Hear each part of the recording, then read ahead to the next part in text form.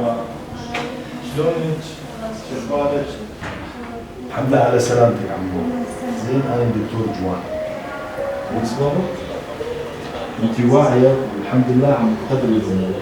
هلا عندك بتر طرفين سفليين. كويس؟ هذول يتركب لهم اطراف صناعية وترجع وظيفة رجليكي 80%. يعني تسوقين سيارة، تسوقين بسكليت، تطلعين درج، تنزلين درج، فهمتي علي؟ تضبطين زادينة.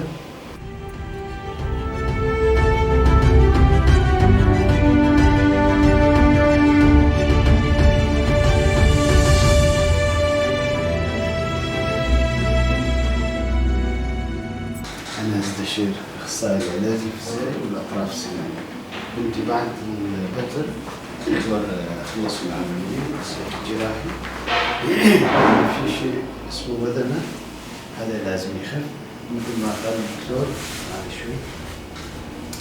أهم شيء ما يضل على هالوضعية، نحن كل وضعية البسط الدكتور يعرف الأخصائيين لازم يكون في عطف وبسط، يعني ثاني ومد.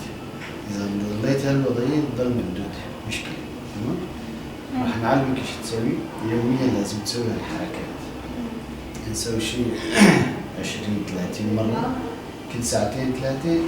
شوفي تطوي رجلك وتفردي، تطوي رجلك وتفرديها كامل.